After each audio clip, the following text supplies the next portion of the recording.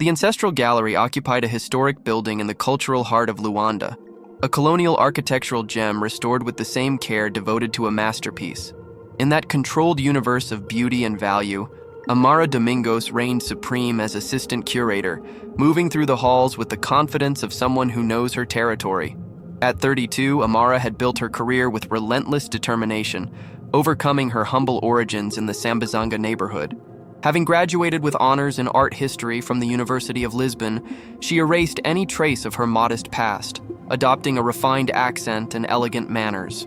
Her wardrobe consisted exclusively of pieces by up-and-coming African designers, a calculated strategy to demonstrate her commitment to the development of local fashion while also asserting her status. That morning, Amara was overseeing preparations for the opening of the Voices of the Continent exhibition. Her boss, Sophia Kalunga, had entrusted her with ensuring everything was impeccable. "Madalena, this vase needs to be exactly centered," he ordered the junior assistant. "And ask the security guards to be extra vigilant today. We'll have important collectors." As she critically examined every detail, Amara envisioned the reception that would take place that night, her opportunity to impress the critic François Dubois, whose favorable mention could catapult her career internationally. "Perfect," he murmured, adjusting the lighting over a sculpture. "Tonight, everyone will see what true curation of African art means." The power she felt was intoxicating. Gone was the girl who sold handicrafts made by her grandfather on the streets of Luanda. That Amara had been left behind, along with her neighborhood accent and simple clothes.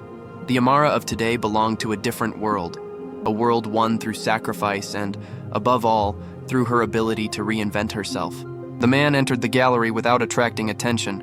He wore a simple cotton shirt, basic pants, and worn shoes. His sun-streaked face suggested a life spent outdoors. With slow steps, he moved through the spaces, studying each work with an intensity unusual for regular visitors. Kido Lubango had grown up in a small village in southern Angola, the son of a rural teacher and a craftswoman. Through scholarships and tireless work, he earned a degree in economics and built an investment empire focused on cultural preservation across the African continent. He kept his wealth strictly under wraps and adopted the habit of visiting cultural institutions dressed simply before considering investments. When he stopped before a canvas depicting scenes of everyday life in an Angolan market, his eyes lit up with recognition. The work captured the vibrant essence, dignity, and resilience he knew so well. "Can I help you?" Amara's voice came from beside him, her professional smile contrasting with the appraising gaze that quickly scanned his simple clothes. "This work is extraordinary," Kido replied, without taking his eyes off the painting. "The way the artist captures the natural luminosity of Angola and the dignity in the faces. How long have you represented this artist?" Amara hesitated, surprised by the technical comment. "Makemba is a recent talent in our portfolio. This painting is valued at $15,000. Kido nodded without showing surprise. "I'd like to see the complete catalog of his works. And I'm also interested in that chokwi sculpture in the adjacent room." Amara's smile faltered. The sculpture in question was one of the most expensive pieces in the exhibition, valued at over $50,000. "Sir, perhaps I could suggest other galleries that offer more affordable work," he said with concealed condescension. "We have a commitment to high-caliber artists, which is naturally reflected in our prices." The man smiled serenely. "I understand. Still, I'd like to see the catalog." Amara gave the security guard a discreet glance, a silent code designed for situations with inappropriate visitors. "Madalena," her assistant called, "follow Mr. Kido to the digital catalogs department." As she walked away, Amara made no effort to lower her voice. "Another lowlife who thinks he can come in here just to pass the time. That guy should be admiring art through the windows, not taking up our precious time." The comment drew quiet laughter. What Amara didn't notice was Kido's expression, not one of embarrassment, but of calm assessment, as if confirming something she'd already suspected. The following week brought an air of apprehension to the Ancestral Gallery. Sophia Kalunga had called an extraordinary meeting, and rumors about its contents were already circulating. "I'll be blunt," Sophia began, dismissing formalities. "The gallery is facing significant financial difficulties. Despite the success of our recent exhibitions, costs have increased, and our original investors are pulling out. We are considering a partial or full sale." "Sale?" The word escaped Amara's lips. "Sorry, but that seems hasty. The current exposure is generating excellent returns. The numbers don't lie, Sophia replied. However, there is a light at the end of the tunnel. An anonymous investor has expressed interest in acquiring a majority stake in the gallery. The momentary relief was quickly dispelled by the next sentence. However, this potential investor conditioned its offer on a complete restructuring of the team and conceptual redirection. What kind of redirection? Asked Thomas, the finance manager.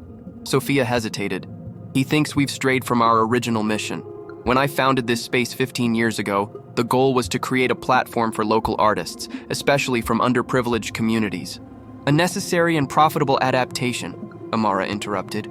Our current profile is what puts us on the global artistic map. Sophia gave her an enigmatic look. The investor will be visiting the gallery in the coming weeks, disguised as a regular client. He wants to observe our operation without interference. His impressions will determine not only whether the deal goes through, but also which team members stay. A heavy silence fell. The implication was clear. Everyone was being evaluated. That's ridiculous, Amara protested. How can we be evaluated by someone we don't even know? The investor believes that the true character of a cultural institution is revealed in how it treats all its visitors, not just the obviously wealthy, Sophia replied.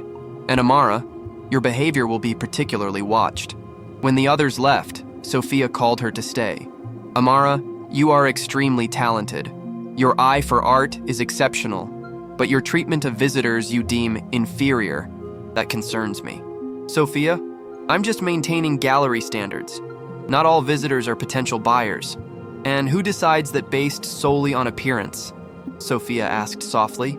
Some of the greatest collectors I know dress like retired professors. I have an instinct for identifying serious buyers. Amara defended herself. Sophia observed her for a long time. Maybe that's exactly what the investor is considering. The Johannesburg International Art Fair was resplendent with lights, champagne, and million-dollar deals being made through seemingly casual conversations. Amara moved with the confidence of someone who belongs to this exclusive world. Amara Domingos, what a pleasure, greeted Francois Dubois, the critic who had praised her latest curation. Francois, likewise, she replied, exchanging formal kisses. Your column about our exhibition made a significant impact. I just acknowledge the excellent work, he said before adding. Although there's a rumor going around that Ancestral will be undergoing a change of ownership. Mere rumors, Amara smiled, though her stomach tightened. A sudden movement in the crowd caught both of their attention. A sizable group had gathered around someone who had just entered. Ah, it looks like he's finally arrived, commented Francois. Who? Asked Amara. Quito Lubango, the invisible patron. He rarely appears at public events, but when he does, the market practically stops to observe his choices. The name meant nothing to Amara, but she nodded as if familiar. Francois shared enthusiastically. They say he started with absolutely nothing and built an empire. He has already saved at least 5 cultural institutions from bankruptcy, transforming them into vibrant centers. When the crowd shifted slightly, Amara had a clear view of the famous investor. The shock left her momentarily speechless. It was him, the simple man he'd dismissed with disdain, the lowlife who'd suggested he seek out more accessible art. Except now, Quito Lubango was impeccably dressed in a tailored suit, surrounded by aides who scrutinized his every word, while renowned gallery owners vied for his attention. Well, it looks like Mwimbi just made the deal of the year, Francois commented as he watched Lubango sign documents at the competing gallery's booth. Lubango rarely invests less than 7 figures. 7 digits.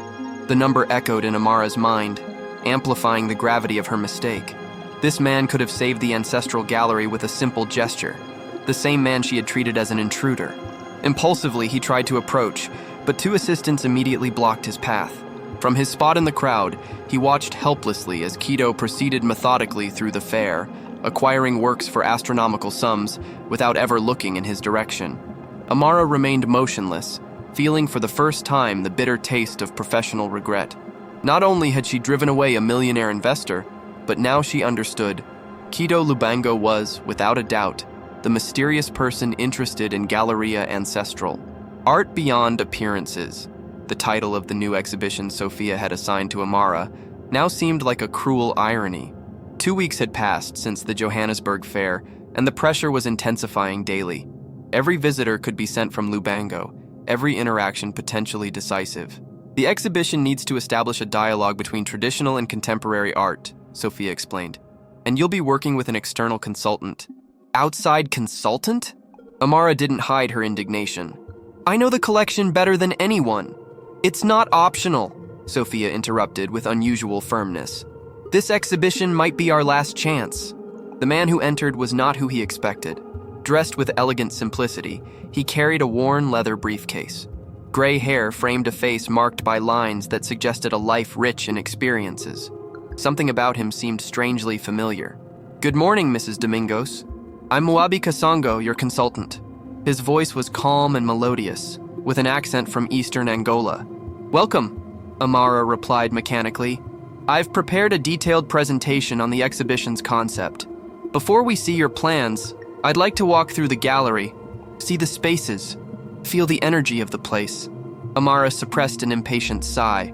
Certainly, although I think our time would be better spent reviewing the curatorial plan. Curating comes from space, Mrs. Domingos, not the other way around, he replied, heading for the door. To her surprise, instead of admiring the valuable works, Kasongo was interested in the building's architectural details, the colonial arches, the tall windows, the ancient floors. This building has history, he commented, running his fingers over the textured walls. It was a Portuguese merchant's residence, then a community school for decades, before becoming a gallery. Amara frowned. How do you know that? That information isn't in the promotional material. I know Luanda's cultural history well, he replied with a mysterious smile. As they passed through the main room, where expensive contemporary paintings were displayed, Kasongo barely glanced. But when they reached a side aisle with small pieces of traditional crafts, he stopped, observing them closely. These pieces, where do they come from? He asked, indicating a small sculpture. Regional crafts. We keep some for reasons of cultural diversity, but the focus is on more expressive contemporary works. Greatest expression? Kasongo raised an eyebrow. This piece was carved by Master Chokwe, who spent 50 years perfecting his technique. Each line tells a story that dates back centuries of oral tradition. What expression could be greater than this? Amara studied him more closely. It was as if a curtain had been briefly drawn back, revealing a depth of knowledge that belied his modest appearance. You seem to be quite knowledgeable about traditional African art, he commented, recalibrating his initial assessment. I know stories, and all true art tells a story. He turned to face her. What story does your Art Beyond Appearances exhibition intend to tell? The question caught her off guard. She had conceived of the exhibition as an opportunity to showcase commercially viable works under a sophisticated concept, not as a narrative. We intend to explore how artistic authenticity transcends superficial presentations. Sophia's briefing was mechanically repeated. And how do you define artistic authenticity? Exemplary technique, conceptual originality, relevance in contemporary discourse, Amara said. It didn't mention community connection, preservation of ancestral knowledge, or social impact, Kasongo noted. Fundamental elements for the authenticity of African art. Amara felt uncomfortably exposed. Our mission is to present African art to the global market. This requires commitment to international expectations. Commitments, Kasongo repeated thoughtfully, or compromises. When they returned to the project room, he opened his worn briefcase. From inside, he pulled out not a laptop, but a richly crafted leather notebook filled with sketches and handwritten notes. Now, he said, a determined gleam in his eye, let's talk about how to turn art beyond appearances into something more than an empty slogan. Let's give it a soul. For the first time in a long time, Amara felt like a student again, uncertain, challenged, and, most disturbingly, curious about what would come next. News of renowned critic Marcel Bouvier's visit stirred the gallery. Sophia had announced his arrival just a day earlier, explaining that he was evaluating several African galleries for an important article, and possibly to advise potential investors, she added meaningfully, looking at Amara. Therefore, Amara had spent the night preparing an impeccable presentation, analyzing each work, organizing a meticulously planned route to maximize impact. As they waited, Amara watched Kasongo chat quietly with Joaquim, the elderly caretaker who had worked at Ancestral since its founding. The consultant had become a constant presence, challenging her curatorial decisions with seemingly simple questions that often left her without satisfactory answers. Marcel Bouvier was exactly as his photographs suggested. Tall, thin, impeccably dressed in black, with thick-framed glasses that emphasized his analytical gaze. Sophia welcomed him warmly, introducing the team. "And this is Amara Domingos, our assistant curator, responsible for the current exhibition." "Delighted," Bouvier replied, briefly shaking his hand. "Sophia told me about your promising work." "It will be a pleasure to guide you," smiled Amara. "I've prepared a tour that highlights our most significant pieces." "Before that," interrupted the critic, "who is that gentleman talking to the janitor?" Amara looked in the indicated direction, feeling irritated when she saw Kasongo and Joachim absorbed in conversation, apparently oblivious to the arrival of the important visitor. "He's just a temporary consultant," he replied, trying to direct attention to the first room. But Bouvier was already walking toward the two men. Disconcerted, Amara followed him, with Sophia close behind. "Good morning, gentlemen," the critic greeted. "I hope I'm not interrupting." Kasongo turned with a calm smile. "Not at all. Just enjoying Mr. Joachim's stories about the early days of this gallery." To Amara's surprise, Bouvier reached out to the caretaker first.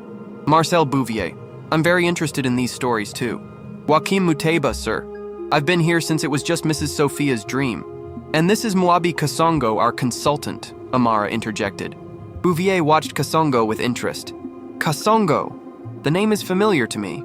I've written a few articles on cultural preservation," he replied modestly. "Nothing worthy of international recognition." Turning to Joachim, the critic continued. "What was the gallery like in the early days?" "In the beginning, sir, this was a gallery for our people," the caretaker explained cheerfully. "Local artists brought their work. We had classes for children on Saturdays. Mrs. Sophia founded this place, saying that art should not be confined to museums, but part of community life. And when did that change? Little by little. First, wealthy tourists came, then international collectors. The works became more expensive. Local artists were replaced by recognized names. Children stopped coming. The gallery became more elegant, but it lost something important. Your soul," Bouvier finished softly. "Exactly, sir." Bouvier turned to Kasongo. "Do you agree?" The consultant reflected. "I believe cultural institutions often face tension between commercial relevance and social purpose. The question is whether both can coexist in balance." A diplomatic answer. "But I'm more interested in your personal perspective. When a gallery forgets why it was created, when it prioritizes status over meaning, it loses not only its soul, but also its authentic relevance." The word struck Amara like a direct accusation. Bouvier nodded thoughtfully. "Now," said the critic, "I am ready for your tour, but on one condition. I want Mr. Joachim to accompany us. I am interested in hearing his memories as we observe the art." "The janitor?" escaped Amara, her tone revealing more than she intended. "Yes, the janitor. Often, those who clean the spaces where the art resides have deeper insights than those who merely market it." To Amara's growing dismay, the critic often ignored her explanations of techniques and quotations to ask Joachim about stories related to the works. More disconcerting was when, as they passed a small wooden sculpture he had only briefly mentioned, Bouvier stopped, looking at it with interest. "This piece is extraordinary. Whose is it?" "A local craftsman. Traditional, unsigned work." "Unsigned because Master Domingos never needed to sign," Joachim interjected. Everyone recognized his unique style. "Domingos?" Bouvier looked at Amara. "Any relation?" She felt the blood drain from her face. "My grandfather. He was a craftsman." "Not just a craftsman," Joachim corrected respectfully. "Master Domingos was one of Angola's great traditional sculptors. His pieces are featured in international museums. This gallery's first exhibition was dedicated to his work." Amara felt the eyes fixed on her. Bouvier analytical, Sophia surprised, Kasongo inexplicably gentle. "I didn't know you were Master Domingos' granddaughter," Sophia said slowly. "You never mentioned—" "It didn't seem relevant to my professional qualifications," he replied stiffly. Bouvier studied her face before commenting. "Interesting how sometimes we travel so far only to discover that the treasure we sought was at home all along." At the end of the visit, Kasongo silently approached Amara. "Your grandfather was a remarkable man. His ability to see beyond appearances and reveal the true essence of wood was a rare gift. "How do you know so much about him?" she asked, suddenly suspicious. "Let's just say our paths crossed. He taught me that true art is not afraid of its origins, no matter how humble." The storm arrived without warning, turning streets into rivers and causing leaks in the colonial roof of the ancestral gallery, precisely where valuable works were on display. "It's the roof," Sophia explained over the phone. "It happens during exceptional storms. Amara, you need to coordinate the construction protection immediately." So, on a quiet Friday evening, Amara found herself alone in the gallery, moving works to safe areas and monitoring damp spots on the historic ceiling. Joaquim had tried to help before being persuaded to go home, his 80 years making it dangerous for him to remain in the slippery space. "This is absurd," she muttered as she struggled with a heavy sculpture. "I'm a healer, not a rescue team." A noise at the door startled her. Through the fogged glass, she saw a figure covered in a raincoat. "We're closed," he shouted. "I came to help. Sophia called me," a familiar voice replied. Recognizing Kasongo, Amara unlocked the door. The consultant shook off the water before removing his cloak, revealing simple clothes already partially wet. "The situation looks dire," he commented, eyeing the scattered buckets. "The eastern sector is compromised. I'm transferring the parts to the warehouse." Without another word, he removed his coat and began to help, methodically moving works with care that revealed familiarity with proper handling. Once all the pieces were secure and the buckets were in place, they could breathe a sigh of relief. The storm continued, but the immediate crisis had been brought under control. "There's coffee in the staff room," Amara offered. Sitting with steaming cups, the silence gradually turned from tense to comfortable. "Thanks for your help," she said finally. "I couldn't have done it alone. Teamwork, something the gallery may have forgotten in recent years." The remark carried a criticism that didn't go unnoticed. Instead of automatically defending herself, Amara considered her words. Bouvier's visit was eye-opening. Not just about the gallery, but, she hesitated, about myself. "Why did you never mention your grandfather?" Kasongo asked gently. "Why did you hide your origins?" Amara took a deep breath. "Maybe I sacrificed too much to fit into the elitist art world. At some point, I started to believe that to be respected, I had to deny where I came from. I've met many people who have made similar choices," Kasongo noted. "It's natural to want distance from circumstances associated with limitations. You speak as if you have personal experience." An enigmatic smile crossed his face. "I understand the journey. I also grew up in challenging circumstances. But unlike many, I never wanted to separate myself from my roots. I found strength in them." Something about the way he spoke encouraged Amara to share more. "My grandfather sold sculptures on the streets. I would accompany him as a child, explaining their meaning to tourists. He never had a formal education, but he knew techniques passed down through generations. When I got a scholarship to Lisbon, I promised to create a space where artists like him would be valued. And what happened to that promise? I lost my way. I began to believe that success meant distancing myself from everything provincial. How do you call someone low-life who doesn't fit into your vision of sophistication?" Kasongo suggested directly. Amara felt her face burn at the memory. "I became exactly the kind of person who would have despised me when I was young." After a silence, Kasongo asked, "Do you know why Sophia founded this gallery?" Amara shook her head. "I assume for business interests or social status. In fact, she created it after visiting her community and falling in love with traditional art, particularly the work of a local master sculptor." "My grandfather?" she asked in astonishment. "Yes. Ancestral Gallery's first exhibition was dedicated to his work.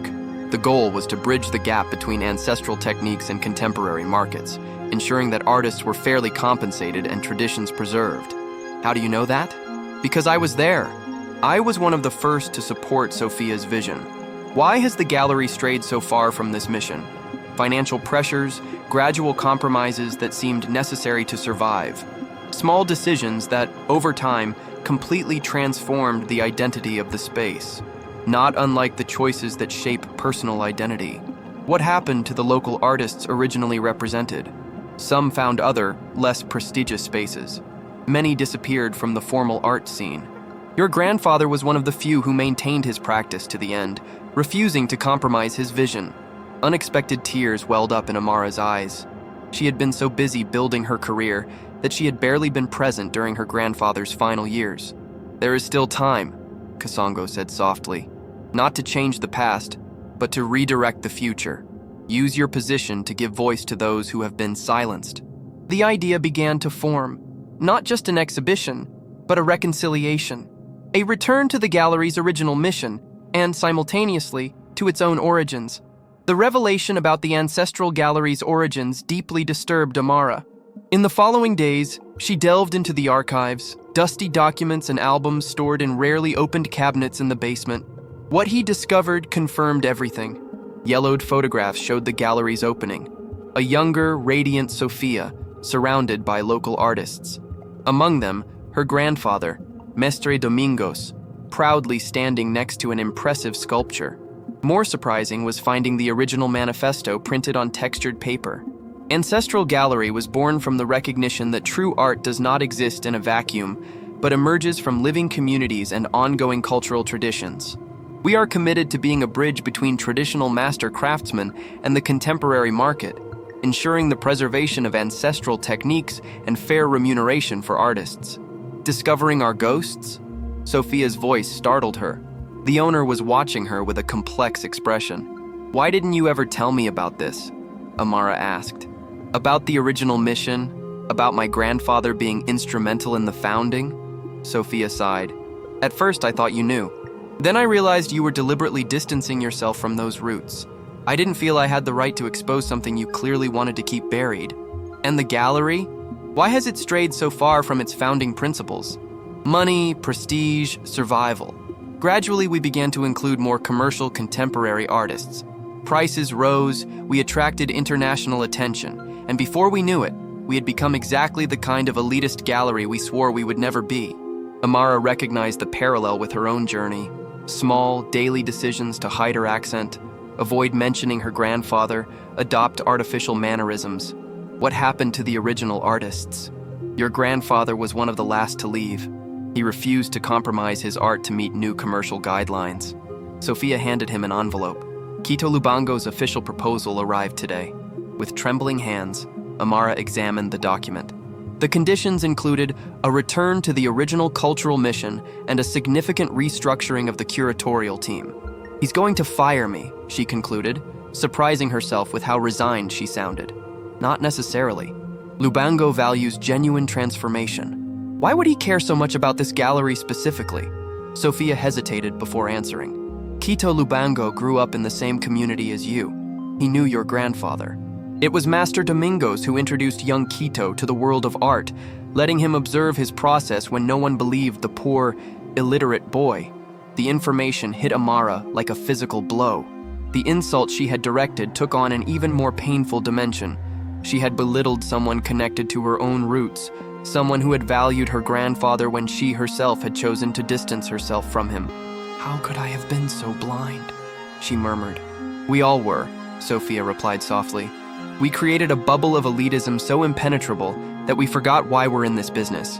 Amara noted a specific line in the document. "The decision on staff retention will be based on the Art Beyond Appearances exhibition, which will serve as a demonstration of the team's potential for realignment with the original mission." "The exhibition," he said slowly. "It's my chance to prove I can change." "Exactly. And you have a valuable ally in Kasongo. He's not just some random consultant, right? He knew my grandfather, too. Muabi Kasongo is one of the most respected historians of traditional Angolan art.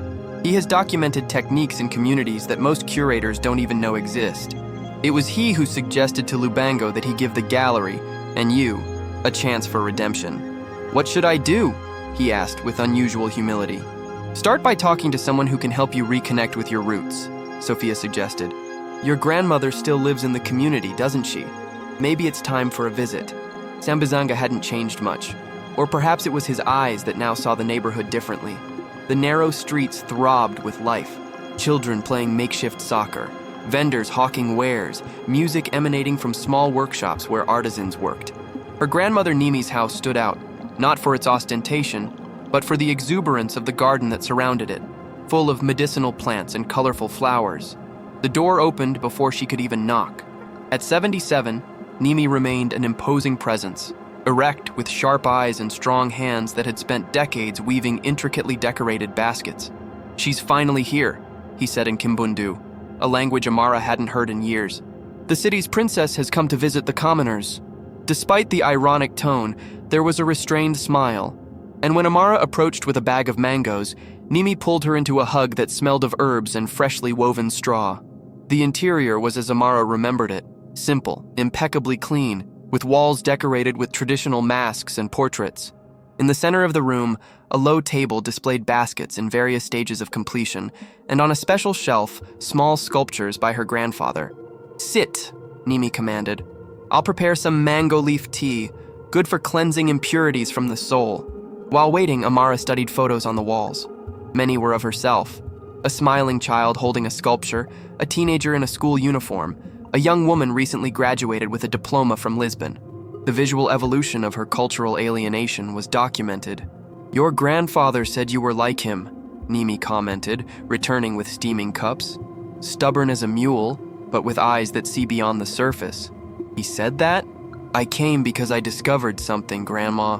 The Ancestral Gallery was founded to promote artists like Grandpa Domingos, but it strayed from that purpose, and I contributed, without realizing the connection to our family. Nimi smiled with the patience of someone who has been waiting for a long time for inevitable recognition. Sophia Kalunga came here many times before opening that gallery. She would sit on that same bench, watching Domingos work, fascinated by the way he spoke to the wood before carving it. "Did you talk to the wood?" He said that every piece already contained a story waiting to be revealed. His job was not to create, but to discover what was already there. Sophia understood this. She founded that gallery to show the world that what they called tribal crafts was in fact a sophisticated form of art. What happened then? Why did it change so much? The same thing happens to many who leave the community seeking success. They gradually believe they need to imitate the powerful to be accepted. They forget that true strength comes precisely from what makes us unique. The parallel to his journey was painfully obvious. "How can I fix this? The gallery is being sold, and the new owner wants us to return to our original mission. And do you really understand?" Nimi watched her closely. "I'm starting to understand, but I need help." Nimi stood and brought out a worn wooden box. "Your grandfather left this for you. He said he would come one day to ask about your roots, and when that day came, you should receive it." Inside, Amara found notebooks filled with her grandfather's handwriting, diagrams, notes, sketches. Among them were photographs of community artists at work. "It's his personal archive," Nimi explained. "It documents not only techniques, but also the stories behind each work, the traditions they preserve."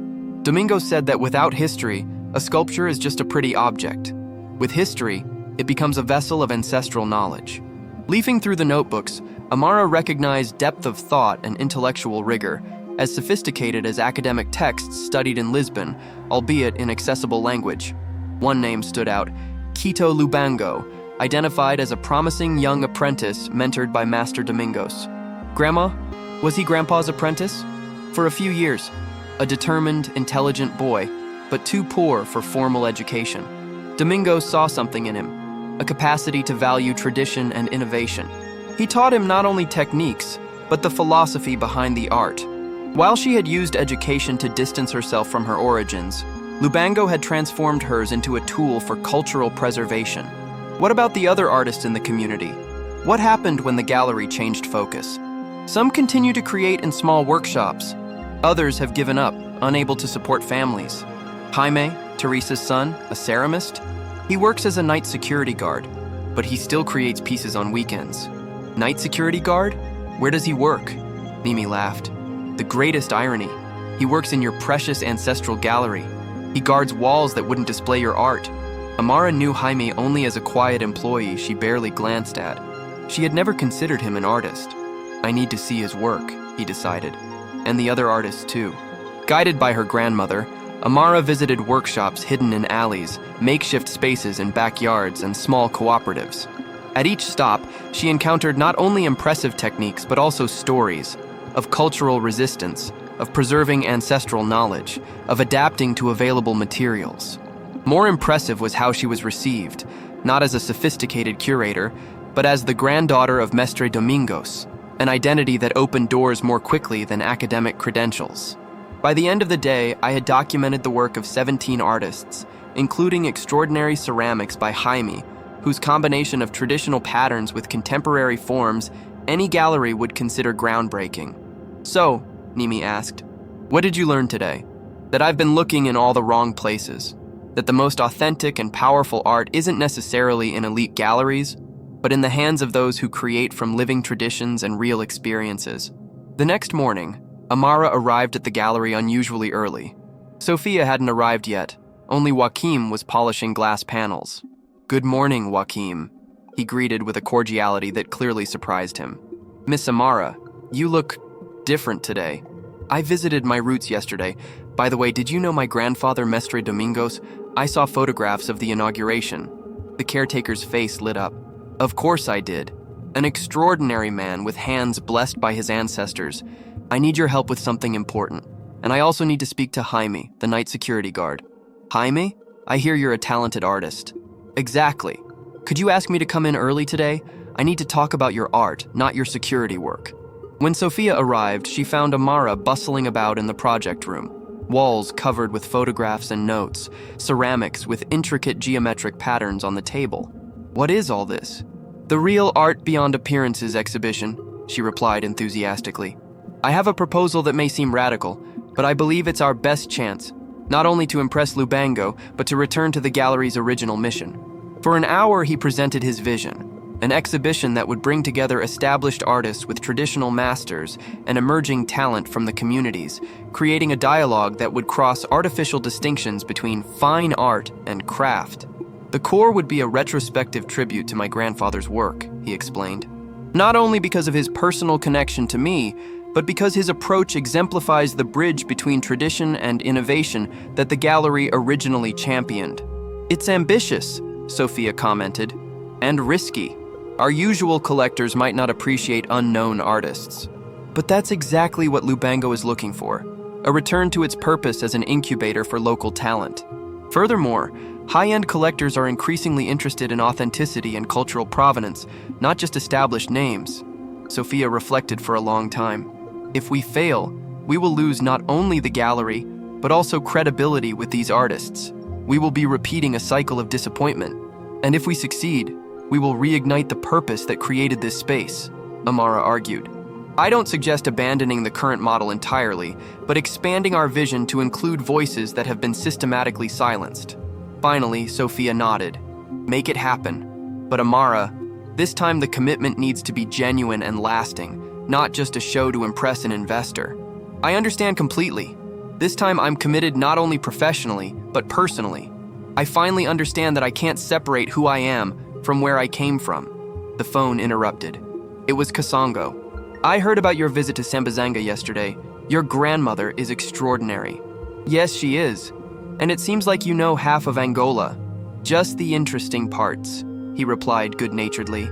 "I'm on my way with someone who can help." When he arrived, he brought a young woman with a laptop and a camera. "This is Luisa Mavinga, an anthropologist and photodocumentarian. She has been cataloging artistic expressions throughout Angola for 5 years. Her archive can historically contextualize the work of the artists we will include." Thus began the gallery's most radical transformation since its founding. In the weeks that followed, the space became a hub of activity as Amara, Kasongo, and community collaborators completely reimagined the exhibition. Most significant was the fundamentally altered approach. Each piece would be accompanied not only by technical information and price, but also by stories about the artist, the traditions represented, and the community context. When the structure was finally presented to the team, Amara's transformation was evident. She spoke with genuine passion about art as a living cultural expression, not just a commodity. She quoted her grandfather without embarrassment, and occasionally let her original accent shine through, especially when explaining concepts without precise translation. "This exhibition isn't just about displaying art," he concluded. "It's about reconnecting an institution with its community, valuing marginalized knowledge, and creating a more equitable model for the future." The official-looking envelope arrived at Amara's office. The discreet logo, Artist Global, immediately piqued her professional curiosity. The letter, on luxurious letterhead, contained an invitation for the position of Senior Curator of Contemporary African Art in Paris, with an impressive salary package, at least 3 times her current salary, as well as a corporate apartment and curatorial autonomy. A month ago, it would have represented the culmination of all his ambitions. Now, conflicting feelings swirled.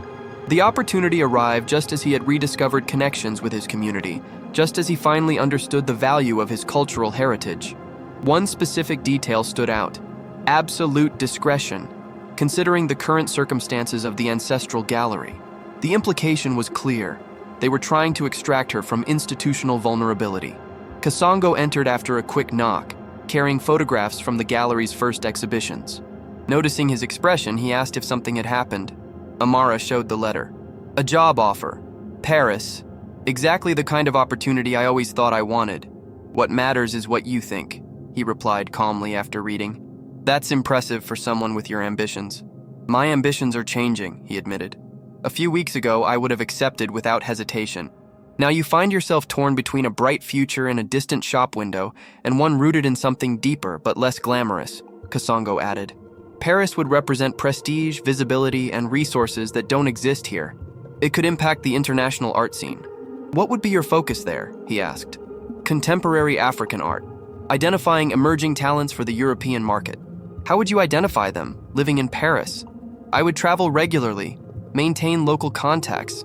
It would essentially be an intermediary between African artists and the European market, operating primarily from a European perspective. The analysis provoked discomfort.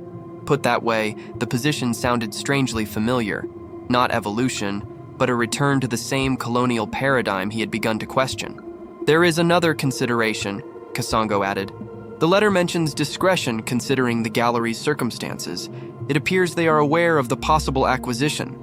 Trying to extract information before the transition? Common practice. When an institution is vulnerable, competitors try to acquire its intellectual capital and connections. Days later, still considering the decision, Amara went to Sambizanga, seeking wisdom from her grandmother, who welcomed her with tea and calm. Paris or Luanda, Nimi summarized after hearing the dilemma. Europe or Africa, a choice many young people face. How to decide? When we weave baskets, he explained, handling fibers, each fiber has 2 possibilities: to extend outward, reaching new spaces, or to intertwine with others, strengthening the structure. Both functions are necessary. The question is what its true nature is at this moment. How can I know? Ask yourself, where will your work have the deepest meaning? Where will your roots nourish your growth most authentically? Where is your voice most needed? Who benefits most from each choice? Just your career or something bigger? The next morning, his decision was made. I sincerely appreciate your invitation. After reflection, I must decline. I am committed to a transformational project in Luanda that reconnects institutions with marginalized communities and artists. I believe my most significant contribution will be made from the African continent, working directly with the creators and traditions that shape my cultural heritage. Upon sending the letter, Amara felt a calm certainty. The decision represented not a rejection of ambition, but its redefinition, no longer measured by global prestige, but by authentic impact and alignment with deep values. The traditional ceremony took place at dawn, before the city was fully awake. In the gallery's outdoor gardens, elders from various communities gathered to bless the cultural space's new direction. The idea had come from Joachim, who had timidly suggested that the walls needed to be cleaned not just of dust, but of disconnected energies. Surprisingly, Amara not only accepted but expanded it into a full-fledged community event. Under golden light, the ritual unfolded with dignity. Elders, dressed in traditional costumes from different regions, moved through the space, sprinkling water from sacred springs, burning herbs, and chanting ancestral songs that reverberated off the centuries-old walls. Amara watched respectfully, dressed in traditional garb her grandmother had insisted was appropriate, a visual acknowledgement of her reconnection with her cultural roots. The spirits of ancestors are being invited to inhabit this space again, Nimi explained, so that art is not just an object of aesthetic appreciation or investment, but a vehicle of ancestral knowledge. It was then that Amara noticed a familiar figure on the sidelines, Kito Lubango, dressed simply but participating with evident familiarity, responding to the chants with traditional responses. knowing exactly when to kneel. "He came," Sophia murmured, equally surprised. After the ceremony, participants shared a meal prepared by women from the community, served in containers created by Jaime, the security guard artist.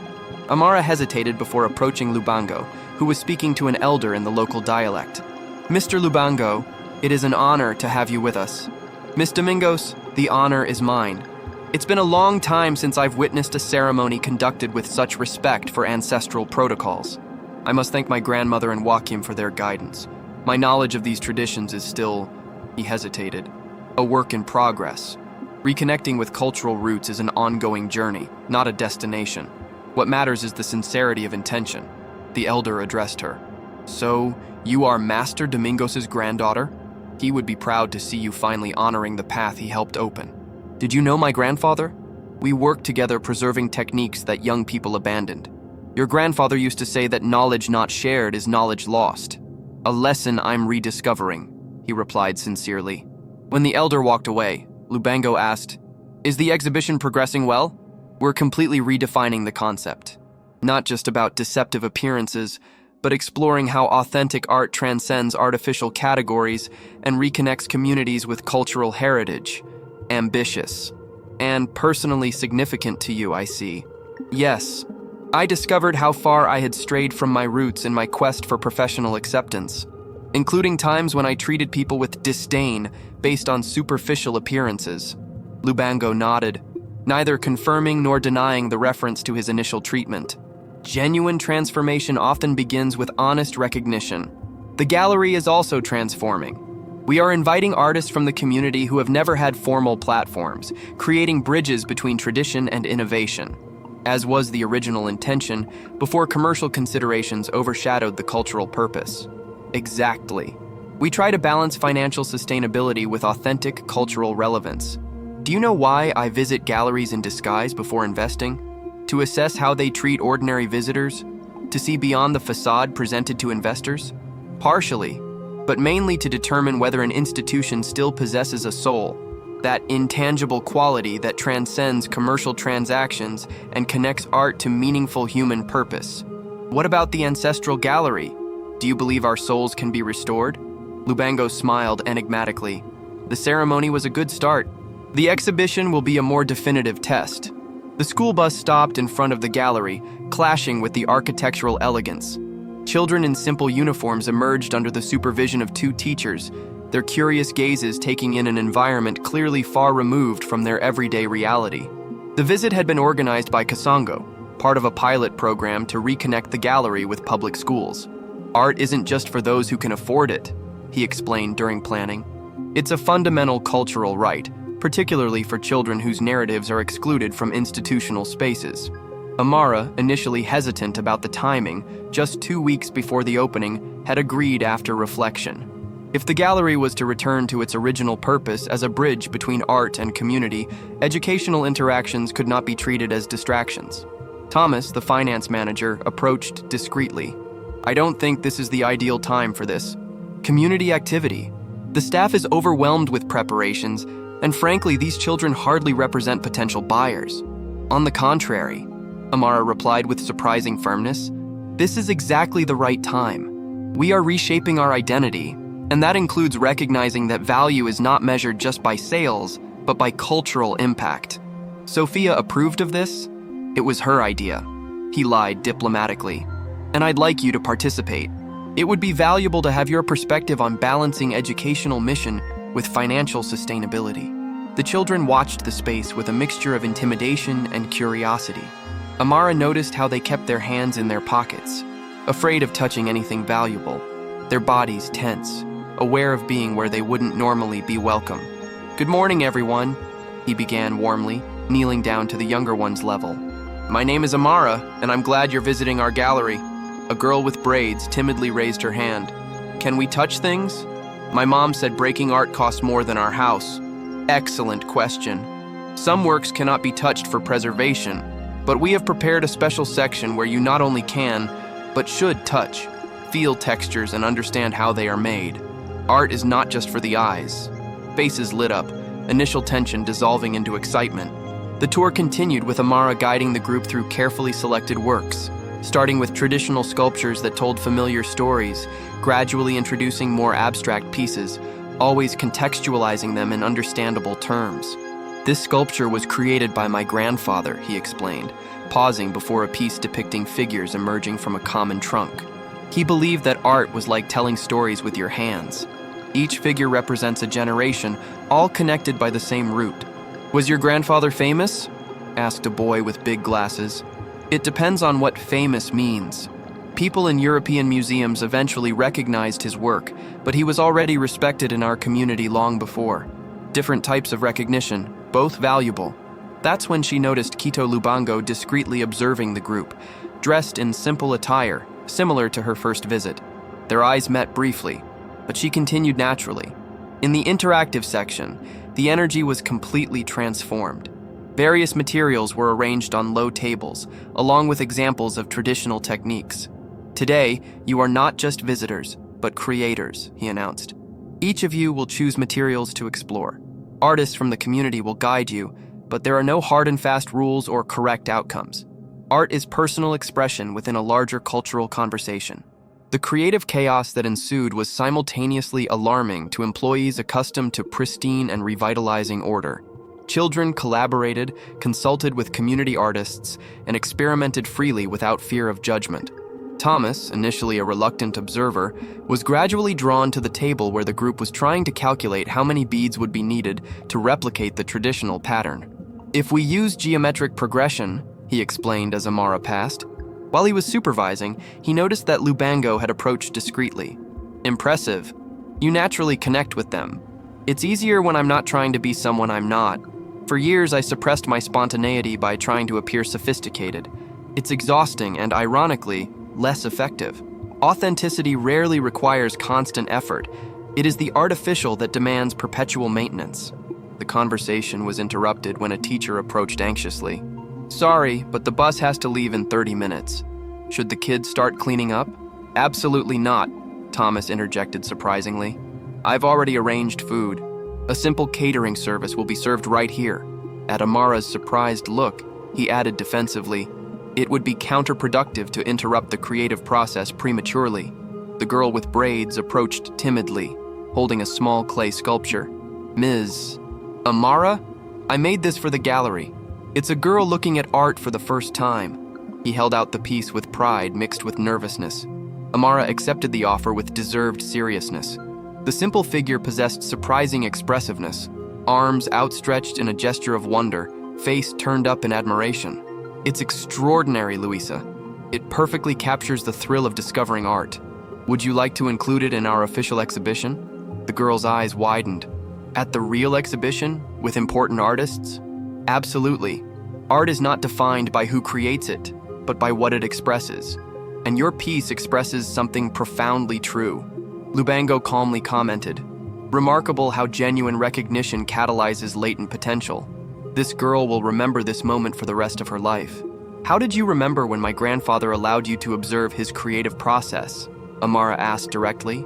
A rare, open smile transformed Lubango's usually reserved face. "Exactly.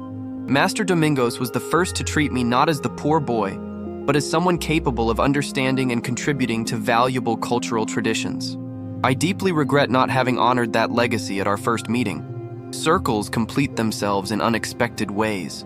What's important is not the absence of mistakes, but the ability to learn and genuinely transform." The conversation was interrupted when a child accidentally spilled paint. Amara reassured her, "Accidents are part of the creative process. Even renowned artists spill paint, occasionally." From her discreet perch, Quito recorded every interaction, every decision, every moment of authenticity or lack thereof. In a small notebook, notes accumulated about the curator and the institution, poised at a crossroads between genuine cultural relevance and elegant irrelevance. When everyone left, Amara found a note in her office. "When someone shows their true colors through consistent, spontaneous actions rather than calculated performances, pay attention, especially when they occur without awareness of outside observation. The exposure will be revealing in multiple ways." The message confirmed. The school visit was no coincidence. Lubango observed how the transformation manifested itself in unrehearsed moments. Instead of feeling judged, Amara experienced a strange freedom. For the first time, she wasn't trying to impress or project a carefully constructed image. She simply lived by rediscovered values that resonated with her authentic identity. And paradoxically, this seemed more effective than any calculated strategy. The day of the official opening of Art Beyond Appearances dawned with clear skies, a favorable omen, according to Nimi, who had arrived early for the final blessing. The ancestral gallery was transformed.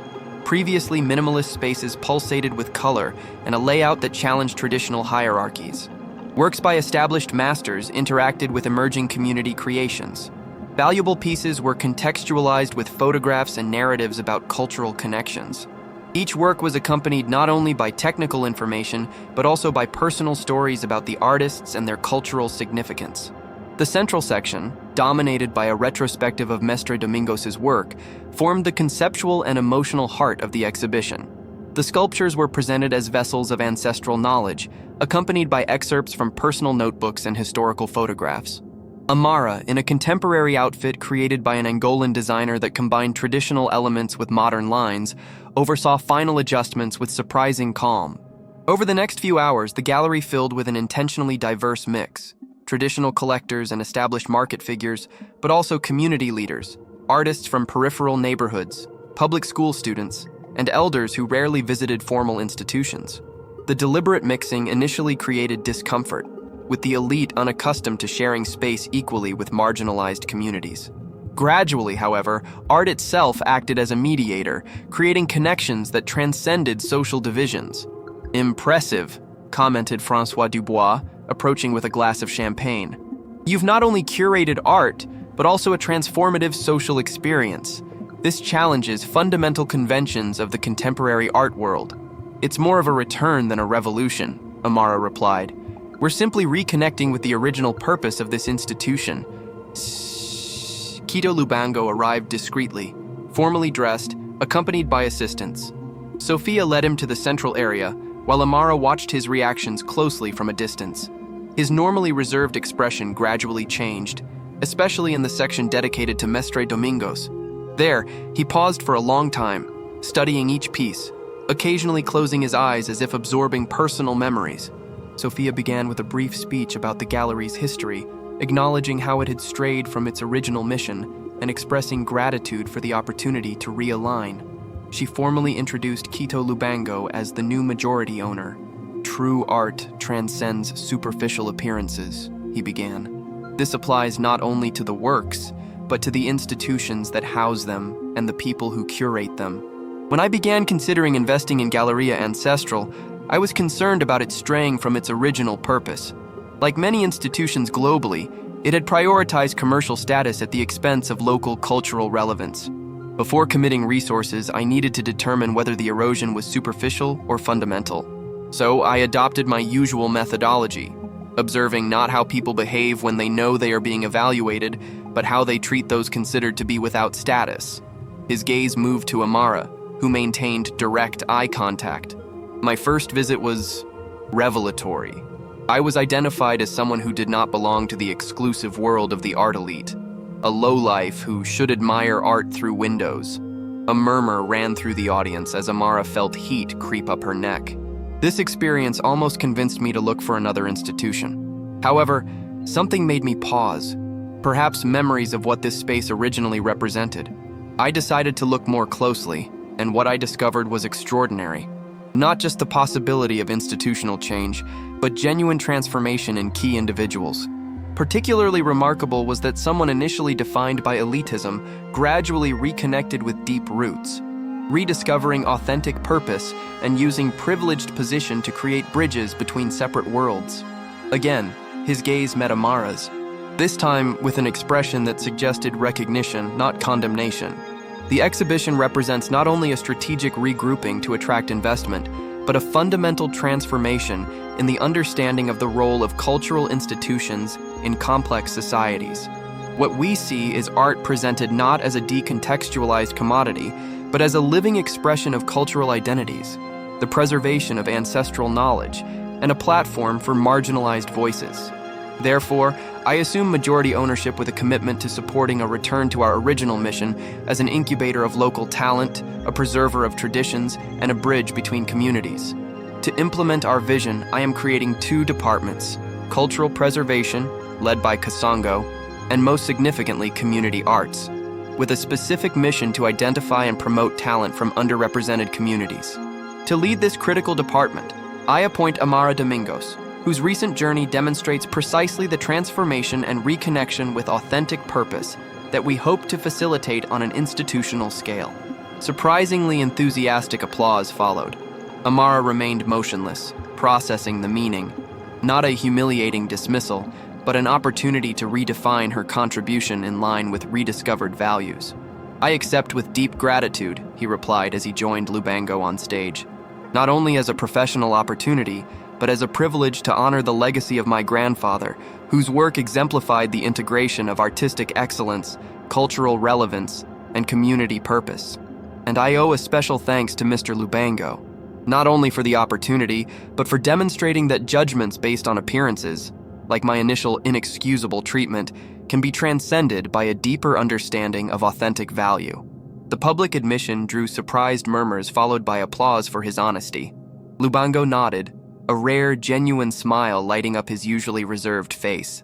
"This gallery will once again be a space where art is not only displayed and marketed, but where traditions are preserved, young talent finds mentorship, and artificial divisions between fine art and community craft are challenged by recognizing the inherent value in authentic creative expression, regardless of origin." Later, Amara found time for a private conversation with Lubango. "Thank you for your trust, especially considering our troubled start. Misjudgments occur in both directions. The issue is the capacity for genuine growth. A lesson learned painfully. My own journey had a similar beginning. As a poor boy, I was often excluded from cultural spaces because of my appearance. It was your grandfather who showed me that true art transcends superficial limitations. And now the circle is complete, with the potential to expand. This gallery could become a model for other institutions on the continent, demonstrating that commercial relevance and social impact are not mutually exclusive, but potentially synergistic when integrated with integrity." Observing the transformed gallery, Amara saw not only a different exhibition arrangement, but a completely renewed energy from the diversity of genuinely engaged participants. In one corner, Thomas explained financial concepts to young artists. In another, collectors talked with elders about symbolic meanings. In the center, her grandmother Nimi shared stories with a fascinated group of children and adults. It was a vision of what art could be when freed from artificial hierarchies, not mere decoration or investment, but a vehicle for shared knowledge, authentic expression, and meaningful connection across differences. At this moment, Amara felt the dissonance that had characterized her professional life, the feeling of being torn between worlds, completely dissolve. In its place emerged the understanding that her most valuable contribution stemmed precisely from her ability to inhabit multiple cultural spaces, creating bridges where others saw only divisions. This would be her mission, not only as a curator, but as a cultural mediator aware that appearances often obscure profound truths, and that transcending them requires not only a critical eye, but an open heart and a willingness for continuous transformation.